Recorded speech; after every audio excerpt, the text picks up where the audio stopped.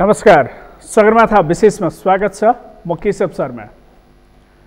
सर्वोच्चको फैसलापछि Nepal communist party UML र माओवादी केन्द्र पूर्ववत अवस्थामा फर्किएसँगै तत्कालीन नेकपाभित्र देखिएको आन्तरिक किचलो अहिले नेकपा एमालेभित्र सरेको छ। फागुन 23 को अदालतको फैसलाले माधव नेपाल समूहलाई नेकपा एमालेमा त ल्याइदियो, तर प्रधानमन्त्री ओलीसँगको दूरी भने कायमै छ। एमाले पुनर्मिलनको प्रयास नभएको भने होइन। चैत 1 मा माधव नेपाल पक्षसँग बालुवाटारमा ओली पक्षको छलफल पनि भएको थियो, तर सहमति जुटेन। एमालेमा माधव नेपाल सहितका 4 जना नेतालाई स्पष्टीकरण सोधिएपछि दुई समूह बीचको दूरी झनै बढेको छ। अध्यक्ष केपी ओली र वरिष्ठ नेताहरू झलनाथ खनाल, माधव नेपाल समूह एक अर्काले पार्टी विभाजनकारी काम गरेको आरोप लगाउन थालेका छन्। खनाल नेपाल फागुन 28 गतिको निर्णय फिर्ता लिनुपर्ने माग राखेकै बेला केन्द्रीय कमिटी बैठकले ओलीमा अधिकार केन्द्रित गरेपछि त एमाले भित्रको विवाद झन बढेको छ। विवाद निरूपणका लागि दुवै पक्षका शर्त प्रतिष्ठाका विषय बनेको जस्तो देखिएको छ। प्रधानमन्त्री समेत रहेका एमाले अध्यक्ष ओली असन्तुष्ट समूहमाथि दबाव सृजना गर्ने र कारबाहीको रणनीति लिएको देखिन्छ। असन्तुष्ट पक्षले समेत समानान्तर कार्यक्रम गर्दै आएको छ। नेता नेपालसँग तत्कालीन नेकपा सचिवालयमा पेश भएको ओली समूहले भन्ने गरेको 19 बुँदे आरोप पत्र तयार पार्न सहयोग गरेकोदेखि पार्टी विभाजनको नेतृत्व गरेको भन्दै स्पष्टीकरण मागिएको थियो। जवाफमा नेता नेपालले प्रश्न राखेर ओलीलाई नै स्पष्टीकरण माग गरेका छन्। यसले संसदको ठुलो दल नेकपा एमालेको भविष्य कस्तो होला, एमालेमा देखिएको खिचातानीले नेपालको राजनीतिमा कस्तो असर पार्छ, अहिले देखिरहेको एमाले भित्र तथा मुलुकको सङ्कटपूर्ण अवस्था र समाधानका उपायका विषयमा आज हामी कुराकानी गर्नेछौँ। हामीसँग कुराकानीका लागि नेपाल कम्युनिस्ट पार्टी एमालेका नेता माधव ढुङ्गेल हामीसँग स्टुडियोमा हुनुहुन्छ। स्वागत छ यहाँलाई कार्यक्रममा। धन्यवाद। पहिले नेकपा एमाले नै हुनुहुन्थ्यो, त्यसपछि नेकपा भयो, अहिले फेरि एमाले हुँदा यो नाम चाहिँ कति प्यारो लाग्दो रहेछ? लामो समयसम्म हामीलाई नेकपा भन्नै अप्ठ्यारो भयो, किनकि हामी नेकपा एमाले र त्यो पार्टी, त्यो झन्डा, त्यो नामसँग साह्रै प्रिय बनेका मान्छे र त्यो पार्टीले गरेको फङ्सन, त्यो पार्टीले गरेको जनप्रिय काम, त्यो पार्टीका नेताहरूको आदर्श, त्यो पार्टीका लिडरहरूले स्थापित गरेको मूल्य र मान्यता र लोकतान्त्रिक संस्कार, जसलाई हामीले आम रूपमा जनस्तरमा इस्टाब्लिस गऱ्यौँ र त्यसको लोकप्रियताको जगमा बनेको पार्टी हो नेकपा एमाले। भलै पार्टी एकता अब एउटा आन्दोलनको एउटा चरण पुरा भएपछि, राजतन्त्र समाप्त भएपछि, हामीले चाहेको संविधान सभा मार्फत संविधान बनेपछि, नेपाली जनताका छोराछोरी राष्ट्रपति प्रधानमन्त्री बन्ने एउटा परिस्थिति निर्माण भएपछि अब सिङ्गो देशलाई राजनीतिक परिवर्तनको र अधिकारवादी आन्दोलनको मूलभूत रूपमा त्यसको अन्त्य भएको र हामीले इस्टाब्लिस गरेका अधिकारहरू संविधानमा दर्ज गरिसकिएको, कानुनमा दर्ज गरिसकिएको र व्यावहारिक हिसाबले त्यसलाई उतार्नुपर्ने एउटा ऐतिहासिक चुनौती नेपाली जनताको र नेपालको चाहिँ टाउकोमाथि त्यो भार वहन भइरहेको बेला एउटा अर्को कम्युनिस्ट पार्टीको लोकप्रियताको त्यसको मूल आधार नेकपा एमाले नै भयो। र त्यो मूल पार्टीको रूपमा स्थापित भइसकेपछि हाँगा बिङ्गा साना तिना अरू सबै चिजलाई समेटेर जाउँ भन्ने कुरा नै एउटा यसले अझै राम्रो आकार, एउटा कम्फर्टेबल परिस्थिति निर्माण गर्छ, अन्तर्द्वन्द्वलाई कम गर्छ, स्पिरिटलाई अझै गति दिन्छ भन्ने ठानेर पार्टी एकताको एउटा प्रक्रियालाई हामीले सहस्र स्वीकार गऱ्यौँ। तर यथार्थमा अहिले यति बेला यो आज उत्पन्न भएको परिस्थितिको ठाउँबाट हेर्दाखेरि सायद हाम्रो एकता त्यति म्याच्योर्ड भएको रहेनछ। त्यो नाम छ नि, जुन सर्वोच्चको आदेशपछि नेकपा एमाले र माओवादी केन्द्र पुनर्स्थापित भइसकेपछि अथवा चाहिँ पूर्ववत अवस्थामा फर्किसकेपछि ठुलो पार्टी थियो नि नेकपा भने, त त्यो सानो हुँदै गर्दा पनि जुन दोस्रो दिनदेखि नै नेकपा एमालेको बोर्ड लगाउने, नाचगान गर्ने जुन चल्यो नि, त्यसले चाहिँ नेकपा भन्दा नेकपा एमाले नै प्रिय थियो कि भन्ने जस्तो त्यो त स्वाभाविकै हो नि। नेकपा भन्ने त नेकपा एमाले उदारतापूर्वक अर्को पार्टीलाई पनि जोडेर नेकपा बनाएको न हो। त पार्टी, जनता, समर्थन, लोकप्रियता त र विचार दृष्टिकोण त नेकपा एमालेकै विचारले जितेर विजय हासिल गरेर त्यो एउटा परिस्थिति निर्माण भएको हो नि त। त्यो उदारता नत्र भने सानो साइजको नेकपा माओवादी केन्द्रलाई बराबरीको रेसियोमा दुईटा अध्यक्षको हैसियत प्रदान गर्ने कुरा जुन भयो, 40-60 को रेसियोमा केन्द्रीय कमिटीलाई मर्ज गर्ने कुरा भयो।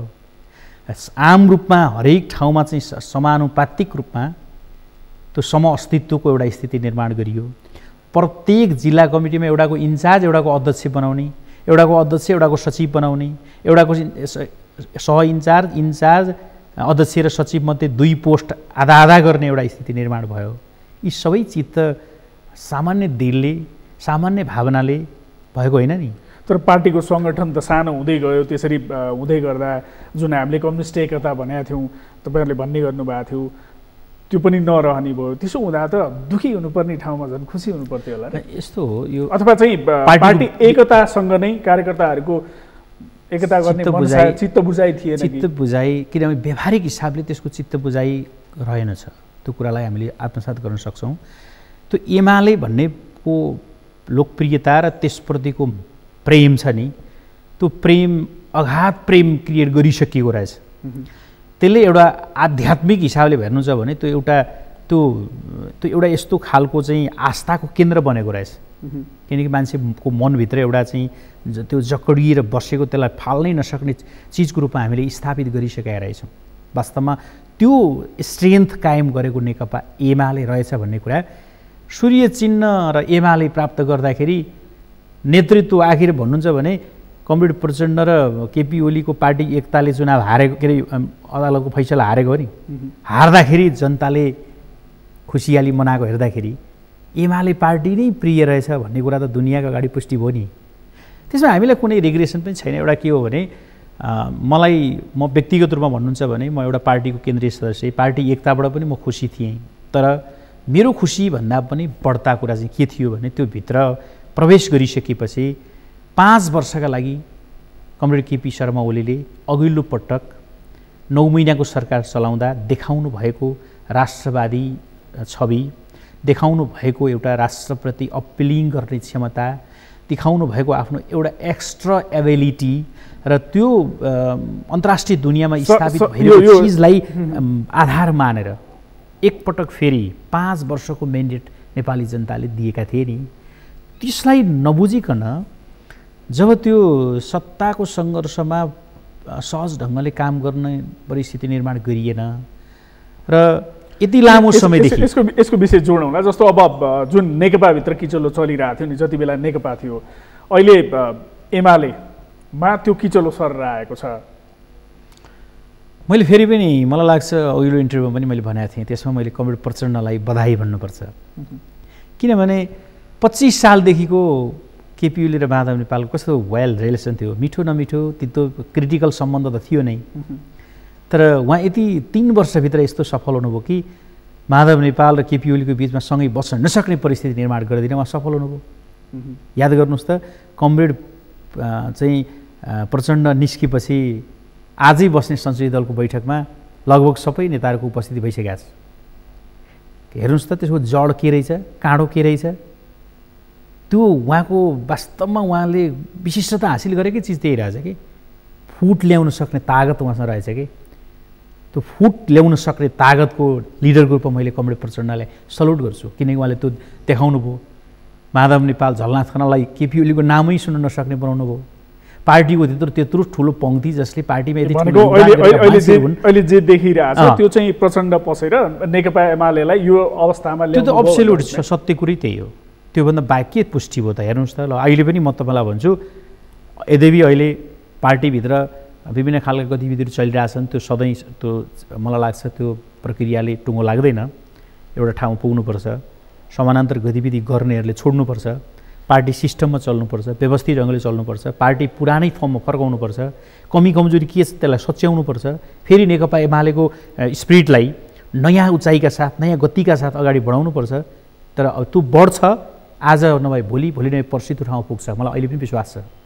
अहिले जेसुकै गतिविधि गरिरहेको भए पनि त्यो आत्मालोचनासहित सबै फेरि फर्किनुहुन्छ, ठाउँमा आउनुहुन्छ, नेकपा एमाले स्मुथली अगाडि बढ्छ र त्यो सत्य हो। तर उहाँ कमरेड प्रचण्डको प्रवेश वास्तवमा हेर्नुहोस् 3 वर्षभित्र कहीँ कतै कम्फर्टेबल्ली वेल्ली पार्टी चल्न सकेन। नेकपा एमालेको भित्रको पुरानो पङ्क्तिलाई उहाँले यस्तो चाहिँ डिभिजन गराइदिन सक्नुभयो। त्यसको एक्सपर्टिजमप्रति मैले सम्मान गर्छु, उहाँलाई मान्छु। एकदम खतरा चाहिँ विभाजन ल्याउन सक्ने लिडर ग्रुपमा मैले उहाँलाई मान्छु। अब समानान्तर गतिविधि गर्नेहरूले त्यो रोक्नुपर्छ भनेर भन्नुभयो। जस्तो माधव नेपाल झलनाथको समूहले मात्रै समानान्तर गतिविधि गरे होइन, उहाँहरू फर्कनु भएको थियो जुन अदालतको आदेशपछि। उहाँहरूले पाएको जिम्मेवारी खोजिदिने, माओवादी केन्द्रबाट आएकाहरूलाई ती जिम्मेवारीहरू दिने गर्दा त उहाँहरूको मन कुडियो होला नि। त्यसैले समानान्तर गतिविधिहरू गर्ने, सङ्गठन विस्तारका लागि त्यो प्रयास गर्ने, उहाँहरूले आफ्नो अस्तित्व खोज्नुभयो होला नि। त्यो त यस्तो छ, यसमा के हुन्छ भने गतिले, सक्रियताले र या गतिले अस्तित्व निर्माण गरिसकेका हुन्छ। पुस 5 गते पछाडिको जुन एक्टिभनेस अथवा गति अथवा सक्रियता कमरेड ओलीको नेतृत्वमा भयो, त्यसले केपी ओलीले चाल्नु भएको कदम र उहाँको स्पिरिटलाई साथ दिन त्यो लाखौँको जनशक्ति तयार भयो। त्यसको सिलसिलामा त्यति बेला त कमरेड केपी ओलीलाई त 19 पेजको प्रस्ताव सहित कारबाहीको शासन संस्थाबाट हटाइसकेको अवस्था हो नि त, होइन? त्यसले नयाँ पार्टी निर्माणको एउटा माहौल खडा गरिसकेका थियो र स्थानीय तहसम्म, पालिका, वडा तहसम्म पार्टी कमिटीहरू समेत बनिसकेका थिए। र त्यो बनिसकेको परिवेशमा अदालतले फैसला गर्यो, त्यो पूर्व ठाउँमा फर्कियो भने तलदेखि माथिसम्म सबै ठाउँमा पूर्वको कमिटीको मिटिङ बस भन्न त्यो अदालतको फैसला होइन कि। अदालत भनेको एउटा टेक्ने ठाउँ हो। त्यो के हो भने पूर्ववत अवस्थामा नेकपा एमालेको कमिटीलाई फङ्सनल गर भन्यो, त्यसले कमिटीको बैठक बस्यो, त्यसले एउटा ठाउँमा टेकेर फेरि राजनीति गर्यो क्या। त्यहाँ राजनीति हुन्छ फेरि अगाडि, फेरि अदालत कुरेर बस्दैन। त्यही त अहिले त्यो समूहलाई चाहिँ दबाबमा राख्न खोजे जस्तो छैन, जस्तो स्पष्टीकरण सोध्ने, त्यो 19 बुधे जुन राजनीतिक प्रतिवेदन त्यो लेख्न सघाउने, जे जस्ता आरोपहरू लगाइएका छन् नि। अहिले उहाँहरू सुध्रेर आउँदा त कम्तीमा पार्टीको अध्यक्ष त प्रधानमन्त्री ओली नै हो, उहाँले सुध्रेर आउँदा चाहिँ यसरी जाउँ, अब अगाडि बढौँ भन्ने त्यो दायित्व त प्रधानमन्त्री ओली अथवा अध्यक्ष ओलीमै रहन्थ्यो होला। उहाँले बोलाउनु भयो नि, जुन उहाँले बालुवाटारमा बोलाउन खोज्नुभयो, बालुवाटार आउँदैन भन्नुभयो रे भन्ने सुन्यौँ हामीले। कमरेड माधव नेपाल झलनाथ लगायत पार्टीका जुन अहिले विवादको अर्को पक्षका नेताहरूलाई धुमराई पार्टी कार्यालयमा बोलाउनु भयो, चियापान समारोहको आयोजना गर्नुभयो, निम्तो पनि गर्नुभयो। राष्ट्रपतिले पनि त्यहाँ रिक्वेस्ट गर्नुभयो, राष्ट्रपतिलाई पनि प्रधानमन्त्रीको अनुरोधमा पनि सबैलाई एक ठाउँमा चाहिँ सर्वदलीय बैठकको आयोजना पनि गर्नुभयो। यी सबै चिजहरू के का लागि गरिएका थिए भन्दा समग्रमा एउटा एज अ राष्ट्रको कार्यकारी प्रमुखको नाताले अथवा राष्ट्रको प्रमुखको नाताले राष्ट्रपति र प्रधानमन्त्रीबाट गरिएको यो सहजीकरणको प्रयास थियो भन्ने कुरा सहज बुझ्न सकिन्छ। अब त्यसमा त्यो एउटा प्रधानमन्त्रीले आयोजना गर्नुभएको, पार्टी अध्यक्षले आयोजना गर्नुभएको पार्टी चियापान, त्यो पार्टी अध्यक्षका हैसियतले गर्नुभएको चियापान समारोहमा इन्भाइट गर्नु र सँगै चिया खानु, सँगै बस्नु, सँगै एउटै कुर्सीमा बस्नु, एउटै टेबलमा बस्नु, एकै ठाउँमा आँखा जुदाउनु, एकै ठाउँमा बसेर कम्तीमा एउटा हार्मोनी क्रिएट गर्न खोजिएको प्रयास थिएन र? एउटा पार्टबाट हेर्नु होला। त्यो त त्यसको अगाडिको निकट चाहिँ अगाडिको चाहिँ श्रृङ्खला हेर्दाखेरि सायद सँगै बसेर चिया खाने परिस्थिति थियो र त्यो परिस्थिति क्रिएट गर्न खोजेको हो नि त। प्रधानमन्त्रीले यो प्रयास गर्नुभएकै थियो भनेर राम्रो गरी बुझ्न सकिन्छ, होइन? फेरि पनि तर यहीमा जोडेँ मैले, जस्तो उहाँले जुन स्पष्टीकरण सोधिएको थियो उहाँले पनि प्रश्नसहितको चाहिँ जवाफ पठाउनु भएको छ, जसमा चाहिँ एमालेको विधिवत बैठक किन नबोलाएको, यो भ्रम सिर्जना गर्न खोजियो, मलाई पत्र पठाएर भन्ने खालको आरोप छ माधव नेपालको। होइन, यो राजनीतिमा तपाईँले उहाँले बोलाएको बैठकमा होइन, अस्तित्वको कुरा होला, उहाँको असहमति पनि होला, सहमति असहमति पनि होला। त्यसमा राजनीति भनेको के हो भन्ने कुरा अलिकति निर्मम पनि हुँदो रहेछ भन्ने कुरा हामीले सहज रूपमा हेर्न सक्छौँ होइन। म यद्यपि यो कुराको नेतृत्व कमरेड प्रचण्डले नै गर्नुभयो। त्यहाँ इन्भल्भमेन्ट माधव नेपाल हुनुहुन्थ्यो कि झलनाथ हुनुहुन्थ्यो कि वामदेव हुनुहुन्थ्यो कि अहिले म त्यता जान्न। तर प्रचण्डले 19 पेजको जुन केपी ओलीमाथिको जुन आरोप पत्र प्रस्तुत गर्नुभयो, त्यो आरोप पत्र यो नेपाली जनताले, कम्युनिस्ट कार्यकर्ताले स्वीकार्न सक्ने आरोप पत्र छ त? गैर कम्युनिस्ट, गैर समाजवादी होइन, सङ्घीयता विरोधी, यी सबै खालका राष्ट्रहित चाहिँ विरोधी जस्ता सङ्गीन आरोप लगाएर एउटा राजनेतालाई वध गर्न खोजिएको नियतवश टेक्निकल मेजोरिटी देखाएर त्यो गर्न खोजिएको जुन प्रयास थियो नि, वास्तवमा यहाँसम्म आइपुग्नुको मूल जड त त्यही थियो नि होइन, त्यही थियो नि। त्यो परिस्थिति क्रिएट भएर एउटा आफ्नै सहयोद्धा यतिका वर्षसँगै काम गरेको होला। स्वभाव त कमरेड माधव नेपाल र केपी ओलीलाई जति राम्रो स्वभाव हामीलाई थाहा छ र? उहाँहरूको स्वभाव कस्तो छ, शैली कस्तो छ, कमजोरी पनि छन्, सबलता पनि छन् उहाँहरूका। यति लामो समय कम्युनिस्ट आन्दोलन लिड गर्नुभयो। कमरेड माधव नेपालले चाहिँ संयोजन गर्ने कलामा उहाँले राम्रो चाहिँ आफ्नो अब्बलता देखाउनु भयो। तर पछिल्लो काल उहाँले त्यो रूपमा आफूलाई प्रस्तुत गर्नु भएन। कमरेड केपी ओली एउटा भिजन प्रस्तुत गर्ने, सक्रियताको हिसाबले होइन, एउटा संरक्षणको हिसाबले, नेसनालिटीको हिसाबले जुन उहाँले आफ्नो एउटा पृथक पहिचान नेपाली राजनीतिमा दिनुभयो, जसले यो युगमा वास्तवमा यतिको दम भएको लिडर पाउन गाह्रै पर्छ कि भन्ने मान्छेलाई फिल गराउनु भएको छ। आज यति बेला आज सिङ्गो राजनीति उहाँको वरिपरि घुम्ने स्थिति बन्यो। सिङ्गो देश विपक्षमा भएको र स्थितिमा पनि त्यो ट्याकलिङ गर्न सक्ने लिडर केपी ओली हो भन्ने कुरा देखियो। त्यति मात्रै होइन, उहाँ नेसनालिटीमा खरो उत्रिनु भएको नेताको रूपमा उहाँले आफ्नो परिचय बनाउनु भएको छ। त्यो लिडरलाई ती आरोपहरू सही थिए त? तर त्यति हुँदा पनि नि अब कतै न कतै जस्तो प्रधानमन्त्री ओली अथवा चाहिँ अध्यक्ष ओली पनि जस्तो दल विभाजन सम्बन्धी कानुन किन ल्याएको, 1501 जनाको केन्द्रीय कमिटी किन गठन गरे, यो पुस 5 गते प्रतिनिधि सभा किन विघटन गरे, यस्ता थुप्रै बुदाहरू उठाउनु भएको छ उहाँले। यसमा कतै न कतै प्रधानमन्त्रीको पनि केही कमजोरी थियो प्रधानमन्त्रीका रूपमा अथवा अध्यक्षका रूपमा भन्ने लाग्छ। यस्तो छ, यो 1501 को कमिटी किन बनाएको भने त्यो त आत्मरक्षाका लागि बनाएको। तपाईँले एउटा कुरा बुझ्नु होला, त्यो समर्थन गर्ने सारा सबैलाई साइड लगाएर एउटा राजनेता रहन सक्छ? त्यो एउटा नयाँ पार्टी निर्माणको प्रक्रियामा सुरु गरे हो, प्रश्नै छ नि। आज नेकपा एमाले भयो, एमाले भित्र बसेर उहाँले त्यसलाई रिकग्नाइज गर्न सक्नुभयो, जस्ट त्यति मात्रै हो। उहाँले रिकग्नाइज गर्न नसक्दा त उहाँलाई त्यो सुविधा थिएन नि, थियो र? त्यो सुविधा थिएन नि। उहाँलाई त कारबाही गरेर निकालिएको मान्छेले खोलेको अर्को पार्टी हुन्थ्यो होला, मान्नुहोस्। अब यो पाटोबाट पनि परिकल्पना गरौँ होइन, तर त्यो ठाउँमा पुग्ने स्थिति थियो नि त। हो, यो चिज यसरी क्रिएट भएको सम्बन्धलाई अलिकति लचिलो भएर सम्बन्ध सुधार्ने ठाउँमा यसलाई क्रिएट गर्नुपर्छ भन्ने कुराको रियलाइजेसन कमरेड माधव। अब यसको समाधान चाहिँ के त, कसरी एउटै ठाउँमा आउन सक्छ समाधान? अब एउटा चिज के हो भने, अब गुटबन्दीलाई संस्थागत गर्ने र संस्थागत ढङ्गले सम्बोधन गर्ने पक्षमा मैले पार्टी अध्यक्षलाई पाएको छैन र त्यो नगरौँ भन्ने उहाँको एकदम स्ट्रङ कुरा नै छ। यद्यपि इन्डिभिजुअल बेसमा हरेक मान्छेको महत्त्वलाई सम्मान गर्नुपर्छ, किनकि यो सधैँभरि किचौलोमा मात्रै बस्न सकिँदैन नि। कम्फर्टेबल्ली मान्छेको जीवन त के हो चाहिँ 1000 वर्ष हामी बाँच्दैनौँ। प्रधानमन्त्री मान्छेले एकपटक हुने हो, 2 पटक हुने हो, त्यहाँभन्दा धेरै प्रधानमन्त्री हुने चान्स छैन। हिजो अस्ति जस्तो 6 महिनाको प्रधानमन्त्री हुने खालको व्यवस्थामा 5-6 पटकसम्म शेरबहादुर प्रधानमन्त्री हुनु होला, गिरिजाप्रसाद हुनु होला। अब कसैका लागि पनि त्यो सुविधा छैन। 1 पटक र राम्रो काम गरे 2 पटक, त्योभन्दा बढी अब मुलुकमा कोही प्राइम मिनिस्टर बन्न सक्दैन। सिस्टमले बाँध्दैछ, नयाँ पुस्ताले स्वीकारै गर्दैन।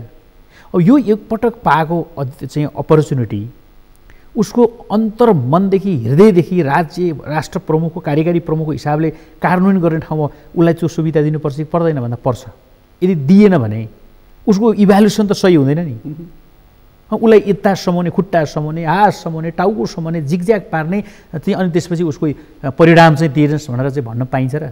हो, यही चिजको अन्त्य गर्नुपर्छ भन्ने कुराकै आधारमा पार्टीको अध्यक्ष या त प्रधानमन्त्री त्यो कम्प्लिटली हो, हेड अफ द पर्सन हो।